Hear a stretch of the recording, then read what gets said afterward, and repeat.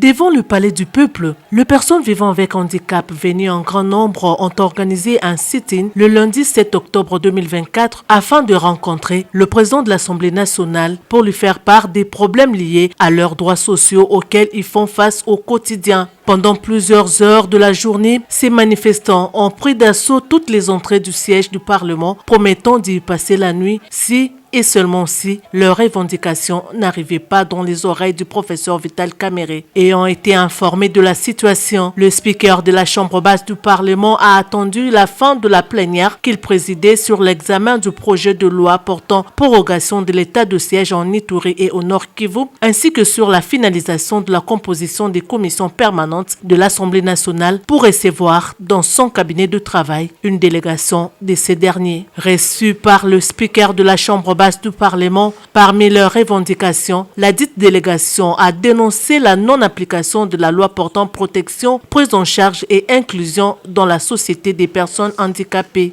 Ils ont sollicité et obtenu l'implication de Vital Kamerhe pour que leurs revendications parviennent au chef de l'État, Félix-Antoine Tshisekedi Tshilombo. Séance tenante, le président de la Chambre basse du Parlement a signé une correspondance adressée au président reprenant toutes leurs revendications. Un motif de satisfaction pour ces personnes vivant avec handicap qui ont eu les mots justes afin d'exprimer au professeur Vital Kamerhe toute leur reconnaissance.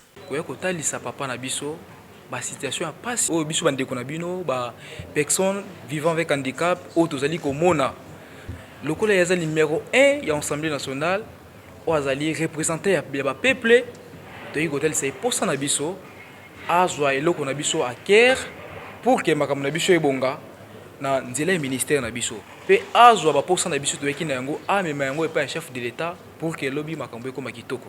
Mokonzi tanga yoki biso alobi boye akozwa ba doléance na biso nyonso akosalela yango pe akokomisa yango dès ce soir auprès du chef de l'État. En tout cas, toza fier na président Kamerhe azaka kamuto ya malobate mais tomoni atie mokolo to na ye na mukanda pona kolakisa biso ete assigné yango aza d'accord na biso pour que situation ya ba personne avec handicap ezala résolue. Avant de se dire au revoir à ses hôtes, en bon père de famille, le président Vital Kamerhe a pris soin de leur prodiguer quelques conseils. Il leur a encouragé de prendre toujours des initiatives courageuses et à vivre en équipe pour créer une dynamique collective, positive et inclusive.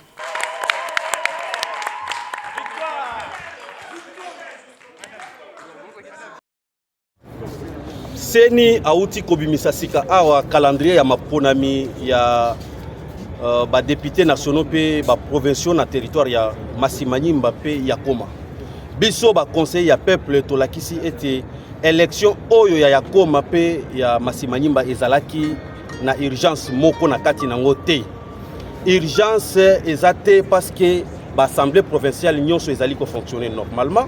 Sénat ezali ko fonctionner normalement, Assemblée nationale ezali ko fonctionner normalement, ba outi ko voter ba gouverneur na bango normalement. Urgence électorale nangonga oyo ezali nde élection ya ba bourgmestre ya commune. Po ete boyebi ke ba commune ezali géré te. Ba commune makambo eza ko tambola te, incompatibilité ezali entre ba conseiller légitime élu du peuple na ba bourgmestre oyo sans aucune légitimité bazali ko kamba. Na yango tolobi seni falaki a publié calendrier ya ba élection ya ba bourgmestre.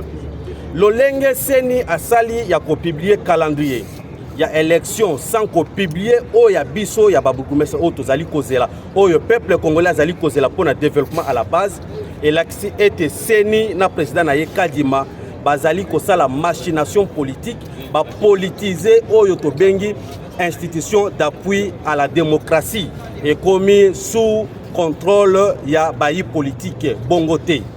Tolobi lisusu ke topesi mikolo kaka mibale na seni pe na gouvernement. Batala likambu oyo ba publier calendrier ya ba élection ya ba bourgmestre. Soki 48 heures eleki ba publier te biso ba conseiller to ko publier ya biso calendrier ya ba élection ya ba bourgmestre. Toko sangana na ba conseil na biso toko vandisa ba liste oyo ba chaka ya ba candidature au récit toko voter ba bourgmestre toko installer bango et puis ba ko banda musala pona tombwama ya mboka po peuple azali kozela yango tozana tina te ya ko cautionner ya kondima ke ba commune na biso ezala na maboko ya ba bourgmestre oyo baza na légitimité ata moko te, oyo ba bénéficier na confiance ya peuple ata moke te. Tolobi lisusu boye soki eloko esalemi te, biso ba conseiller tokotambola, tokozala na balabala, tokokende ti na oya esika ya musala ya tata mokambi ya mboka, esika wapi tokotelema tokolala ata mikolo boni ti bakozwa solution na makambo na biso. Soki solution ezwami te, biso ba conseiller communaux tokosenga na bayi population nyonso basalaka misala na ba marché ya intérêt communaux bafuta lisusu mpaku te, bafuta mpaku ata moko te. Tokosenga et toza ko encourager na ba conseil communaux nyonso ba convoquer ba plénière, ba déchoir, ba kweisa, ba bourgmestre oyo nyonso ba déposer budget te poto ali na session budgétaire conformément na loi ya ETD pe conformément na ba règlement intérieur na biso. Tokosenga na ba population nyonso ya ba commune na biso bazala vigilante kala te, tokopesa mot d'ordre pour les actions de grande envergure. Toto Ndibino. Merci.